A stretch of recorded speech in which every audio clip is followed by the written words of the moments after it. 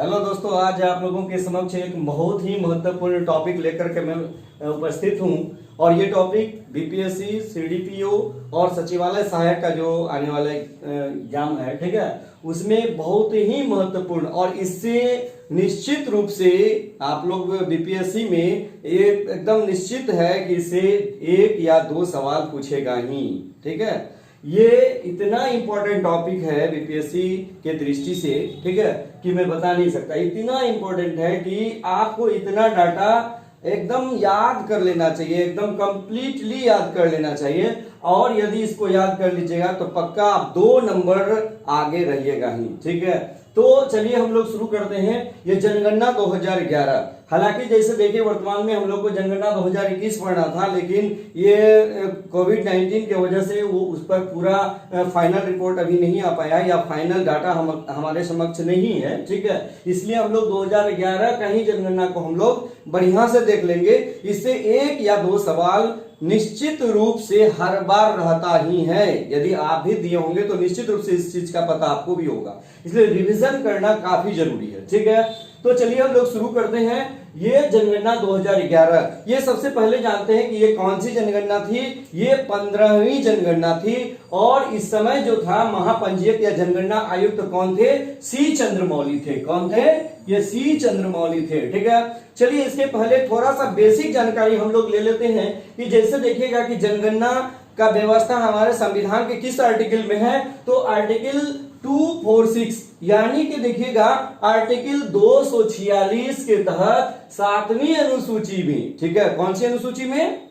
हालांकि 7वीं अनुसूची में जो विषय है जैसे संघ सूची, राज्य सूची और समवर्ती सूची, तो उसी में क्रम संख्या यानी कि 7वीं अनुसूची का क्रम संख्या 69, क्रम संख्या कितना याद रखिएगा, क्रम संख्या 69 में यह अंकित है। क्या अंकित है? जनगणना अंकित है। यानी कि फिर से एक बार समझ लीजिए कि ये भारतीय संविधान के आर्टिकल 246 के तहत 7वीं अनुसूची में और क्रम संख्या 69 में जनगणना का उल्लेख किया गया है। क्लियर? उसके बाद जैसे देखिएगा कि ये जो जनगणना होता है ये किस मंत्रालय के अधीन होता है? तो केंद्रीय गृह मंत्रालय के अधीन होता है। ठीक है, उसके बाद जैसे देखिए इसका जो उच्चतम पदाधिकारी होता है उसको हम लोग महापंजीयक या फिर जनगणना आयुक्त कहते हैं। ठीक है, और ये वर्तमान समय में जनगणना आयुक्त कौन है? विवेक जोशी। लेकिन जनगणना 2011 के समय कौन थे? सी चंद्रमौली। दोनों बात अच्छी तरह से याद रख लीजिएगा। ठीक है, उसके बाद जैसे देखिएगा ये जनगणना करने का जो तरीका होता है, इसका जो विधि होता है, इसका जो नियम होता है वो क्या क्या होता है?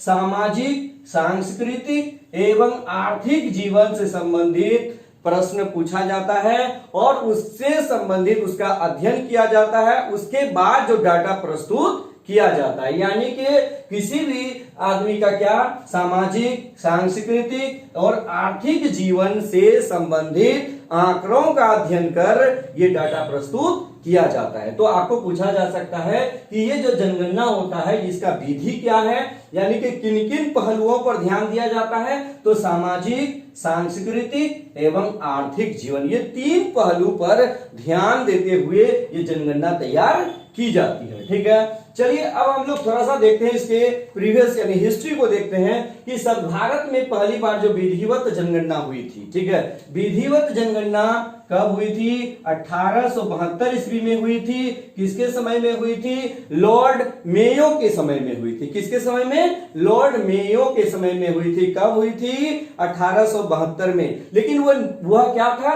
विधिवत जनगणना था, वो नियमित जनगणना नहीं था। ठीक है, और भारत में नियमित जनगणना की शुरुआत 1881 ईस्वी में ये लॉर्ड रिपन के समय में हुई थी। किसके समय में हुई थी? लॉर्ड रिपन के समय में हुई थी। आप ये बहुत अच्छी तरह से याद कर लीजिए कि पहली बार जनगणना कब हुई थी? 1872 ईस्वी में। पहली बार नियमित जनगणना कब हुई थी? 1881 ईस्वी में। किसके समय में हुई थी? लॉर्ड रिपन के समय में हुई थी नियमित जनगणना की शुरुआत। ठीक है, उसके बाद हम लोग चलते हैं तीसरे नंबर जो बहुत ही इंपॉर्टेंट है कि आजाद भारत की पहली जनगणना कब हुई थी? 1951 ईस्वी में हुई थी। आजाद भारत में पहली जनगणना कब हुई थी? 1951 में हुई थी और उस समय कितने सवाल पूछे गए थे? 14 सवाल पर आधारित था ये जनगणना। ठीक है, उसके बाद देखिएगा ये जनसंख्या का महाविभाजन वर्ष कब है? 1921। और ये जान लीजिए, इस बहुत बार आपको सेट बनाते होंगे वहां मिलता है, फाइनल परीक्षा देते होंगे, खास करके पीटी का जो एग्जाम होता है उसमें ये पूछा ही जाता है। तो जनसंख्या का महान विभाजक वर्ष का 1921 ईस्वी में ये सभी तरह के एग्जाम में ये क्वेश्चन पूछा जाता है, निश्चित रूप से आप देखे होंगे। ठीक है, उसके बाद जैसे देखिएगा जनसंख्या का लघु विभाजक वर्ष, यानी कि जनसंख्या का महाविभाजक वर्ष, महाविभाजन कहिए या विभाजक कहिए, ठीक है, विभाजक वर्ष 1921 और जनसंख्या का लघु विभाजक वर्ष कब है? 1951। ये दो इंपॉर्टेंट क्वेश्चन आप निश्चित रूप से याद रख लीजिएगा कि जनसंख्या का महाविभाजक वर्ष कब है? 1921 और जनसंख्या का लघु विभाजक वर्ष कब है? 1951। ठीक है, उसके बाद विश्व जनसंख्या दिवस कब मनाते हैं? 11 जुलाई। ये भी पूछा जाता है कि विश्व जनसंख्या दिवस कब मनाया जाता है? 11 जुलाई को मनाया जाता है। और जनगणना जो 2011 हुई थी उसमें कुल कितने प्रश्न पूछे गए थे? 29 प्रश्न पूछे गए थे, जबकि आजाद भारत की पहली जनगणना के समय 14 सवाल पूछे गए थे, लेकिन 2011 की जनगणना में कितने सवाल पूछे गए थे? 29 सवाल पूछे गए थे, याद रखिएगा। ठीक है, उसके बाद जैसे देखिएगा कि जनगणना 2011 के आधार पर भारत की कुल जनसंख्या कितनी है? तो इसको ऐसे याद रखिएगा, 12, 10, 56, 95, 73। 12, 10, 56, 95, 73। कैसे बोलेंगे हम? 12, 10, 56, 95, 73। चूंकि सिर्फ 12 यानी 121 करोड़ याद रख लेने से काम नहीं चलेगा, क्योंकि बीपीएससी क्या करता है या फिर प्राय बहुत सारा बोर्ड ऐसा करता है कि वो पूरा डाटा दे देता है। ठीक है, इसलिए आप वहां ऐसा नहीं कि यहाँ 12, 10 तक हमको याद है, 56, 95 इधर 72 या 63 कर दिए, तो वहां भी तो आप गड़बड़ा सकते हैं। इसलिए आप कंप्लीट पूरा डाटा याद रखिए। 12, 10, 56, 95, 73। देखिए 2, 2, 4, 2, 6, 2, 8, 10।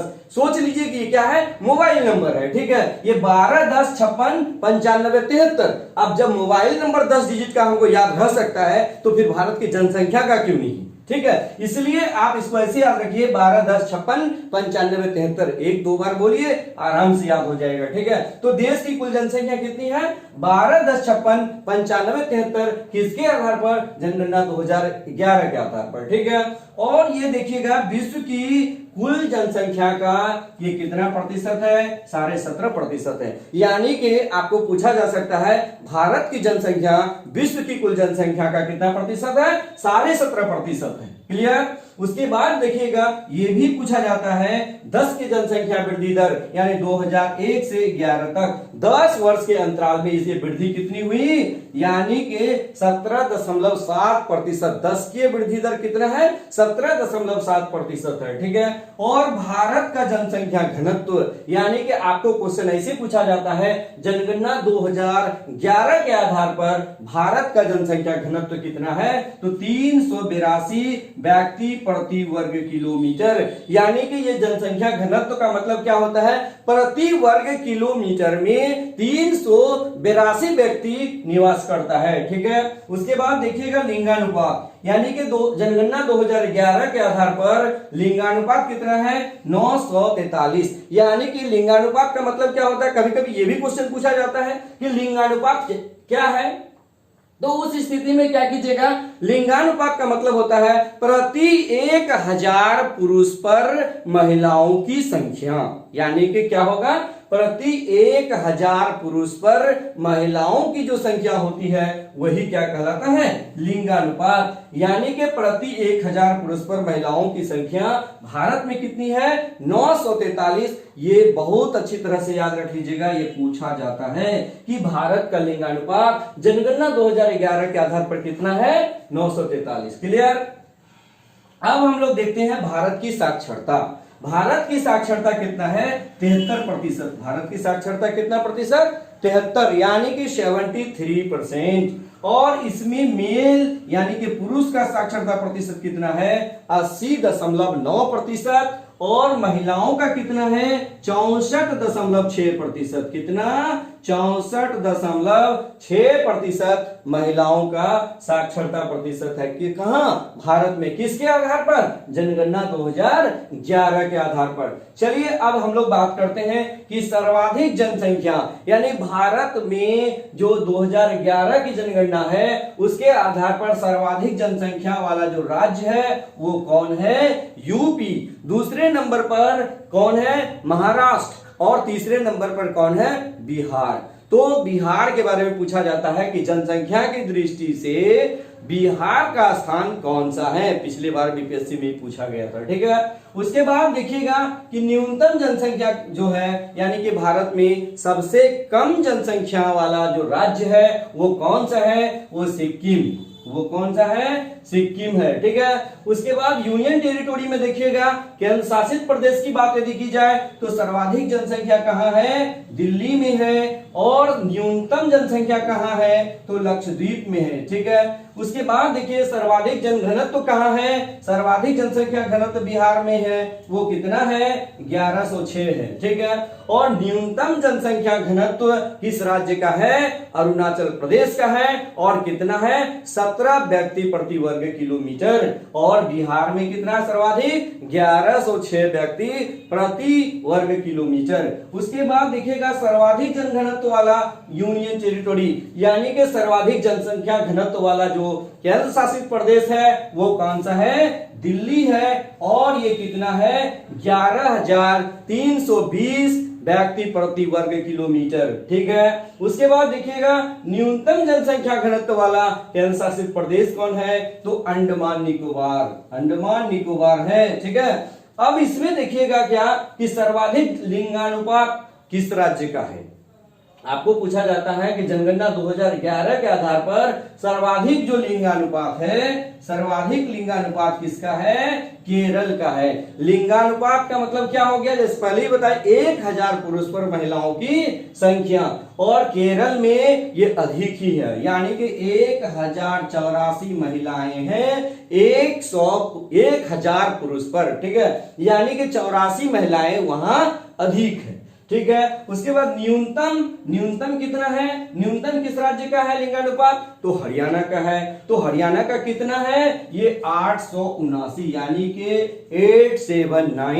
879 महिलाएं मात्र है प्रति 1000 पुरुष पर, ठीक है। उसके बाद सर्वाधिक साक्षरता की बात यदि की जाए तो सर्वाधिक साक्षरता वाला राज्य केरल है और वहां की 94% आबादी वो साक्षर है, ठीक है। उसके बाद न्यूनतम देखिएगा, न्यूनतम साक्षरता वाला राज्य कौन सा है, बिहार है, और ये कितना है 61.8% यानी कि 61.8% आबादी मात्र बिहार में साक्षर है, ठीक है। उसके बाद केंद्र शासित प्रदेश की बात यदि की जाए तो सर्वाधिक साक्षर कौन है, लक्षद्वीप है, और ये कितना है 92.28% है। और न्यूनतम कितना है, न्यूनतम किसका है, ये दादर नगर हवेली का है, ठीक है। आप इतना डाटा कम से कम याद रख लीजिएगा, ठीक है। ये इससे कम से कम आपका 2 सवाल पक्का हो गया, ठीक है। आप इस वीडियो को 1 से 2 बार देख लीजिएगा, निश्चित रूप से 2 प्रश्न आपका हो जाएगा, ठीक है।